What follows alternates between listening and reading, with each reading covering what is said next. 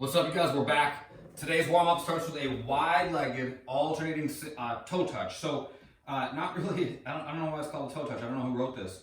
But you're not going to actually touch your toes, but you're going to mimic that kind of movement. I'm going to put my arms out to a T, and I'm going to fold forward, touch the ground with my left hand as my right hand reaches up. So, if you need to keep your knees a little bit bent, that's fine, but I'm going to slowly rotate down, touch my left hand, reach up with my right, and then come back up. And do the same thing on the other side. Back and forth until you've reached 10, nice and slow on those. Think about it as a stretch as much as it is a warm-up. When we get done with those, we're gonna do single leg lateral hops. So if you wanna put something down to kind of jump over, that's fine. We're gonna do 10 per leg, so you're gonna jump back and forth on one foot only. So I'm gonna go back, 1, 2, 3, 4, 5, so on and so forth.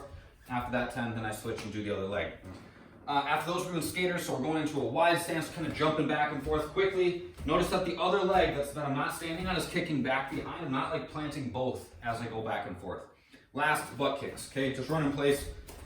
Think about kicking yourself in the butt as you go. The workout today, we got a 20-minute workout ahead of us. We're gonna start with some dumbbell snatches. So I set this dumbbell down on the ground. I want it between my feet. Anytime we're picking something up, whether it's gonna be a dynamic lift, like a snatch, or just kind of a slow, steady grind like a deadlift, we want the heavy thing to be close to us. So you don't want to put it out in front of you. You want it right between your feet, okay? I brace my back at the top every time. Shoulders are back, belly's tight. I'm gonna bend my knees a little bit. And then when I get set, when my hand gets down to the bell, my back angle should be that my hips are below my shoulders, okay? Hips below my shoulders, and my knees should be below my hips. So I'm not like butt way down, I'm not sticking my hips way up in the air. I got that kind of like greater than sign going on.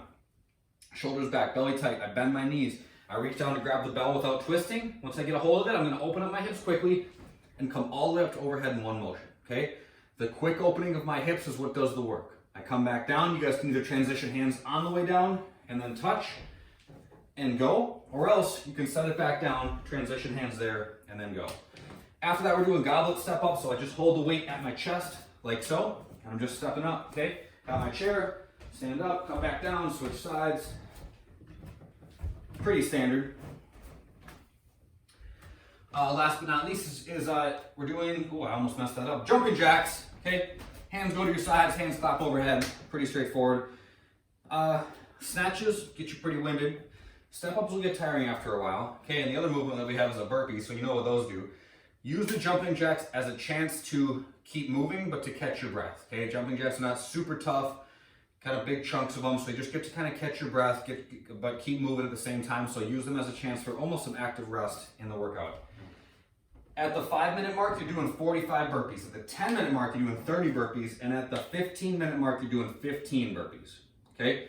Those should be knocking out in one set. The sets get smaller as you go.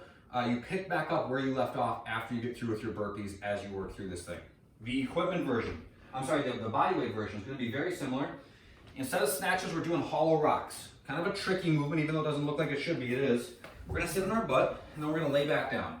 Here's what they look like, okay? I got my hands up overhead, and I'm just gently rocking forwards and back. It requires a lot of tension, and it's just kind of awkward as you're figuring it out. We don't end up in this like hollow shape that often in our life, so it takes some getting used to kind of get yourself positioned appropriately. So start by just kind of curling yourself up into a ball. Like grab your knees, pull them into your chest, and just gently rock forwards and back, okay? This is a form of a hollow rock. You can let your legs go. Can you still do it? Okay, can you put your legs out in front of you and still do it? Can you go up overhead with your arms and still do it, okay? If you feel like you lose that point of contact with the small of your back being on the ground, so that you're just kind of smoothly rocking forwards and back, take a step back in that progression, okay? Belly needs to be tight. Your butt needs to be flexed. If those things aren't on tension, it's gonna be really hard to get into that hollow shape. So shoot for that as you work. After that, we're doing step ups with no weight, okay? And then we're doing jumping jacks. For your step up height, you guys aim for something that's about knee height, okay? If you only have something that's lower and you're just not that challenged by it, get creative, look around, see if you can find something, go out to your garage, buy a step stool or something, find something that will work, that will challenge you a little bit further if the height of what you've been using isn't enough. So a little bit higher target can sometimes be beneficial. All right, otherwise the body weight is very similar to what we're doing for the equipment.